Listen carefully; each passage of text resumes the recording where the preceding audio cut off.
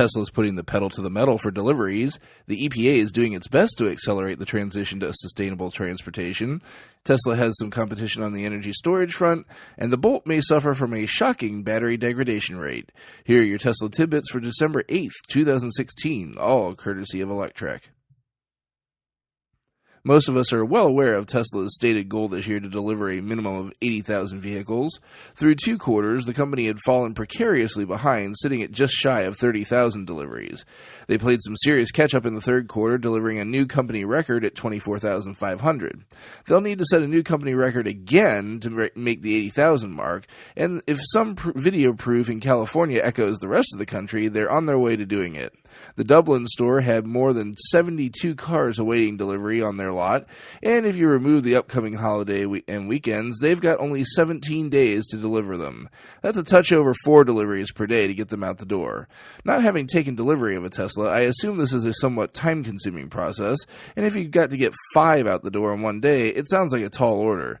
Fortunately, this is a good problem to have, as it means the company is still having no problem selling cars that, for all intents and purposes, cost a minimum of $70,000 US. The EPA is attempting to hurry a review filing regarding its mandate to bring vehicle fleets to an average efficiency of 54.5 miles per gallon before 2025. With the president-elect being far from a fan of the EPA, the agency is seeking to make its mandate have some teeth before Mr. Trump takes over. The agency claims this is not the case. Of course they would. But there's no doubt that were they able to succeed, it would make it a much bigger rat's nest to untangle should he wish to. For their part, the traditional automakers and their lobbying groups called the move, quote, 11th hour politics, end quote.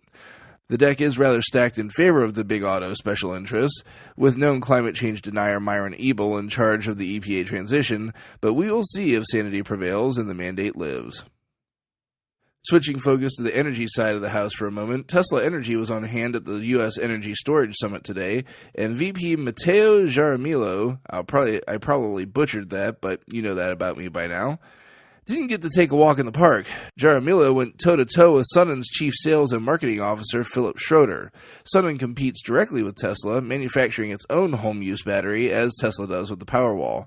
When it was Sunen's turn to speak, Schroeder did so, criticizing Tesla for being married to a battery manufacturer, as well as saying that Tesla prioritizes large-scale utility projects rather than individual home projects.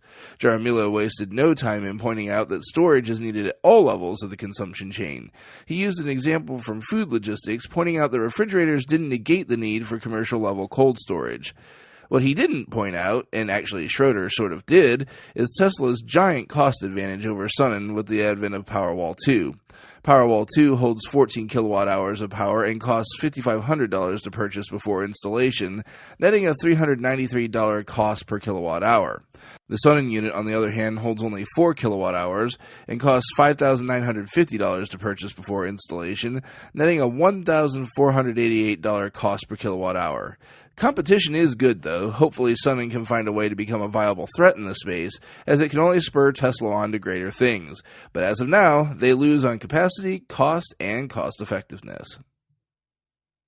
Lastly, I normally focus strictly on Tesla, but I had to throw out a surprising nugget found in the owner's manual for the upcoming Chevy Bolt related to its battery degradation rate.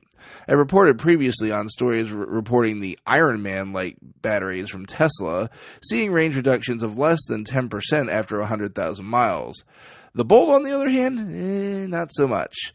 GM's manual has this to say, quote, like all batteries, the amount of energy that the high-voltage propulsion battery can store will decrease with time and miles driven. Depending on use, the battery may degrade as little as 10% to as much as 40% of capacity over the warranty period.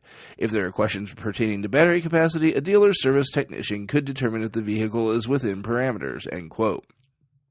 A 40% loss of range is no insignificant thing. With an advertised range of 238 miles, this means you could be limping along at a range of only 142.8 miles after the 8-year 100,000-mile warranty expired. For me, at least, this would not be a viable vehicle any longer. I have a weekly trip that requires a 108-mile round-trip minimum, not including any travel at the destination. Couple that with some winter weather that could vampire the pack even more, and I'm out of luck on my way home.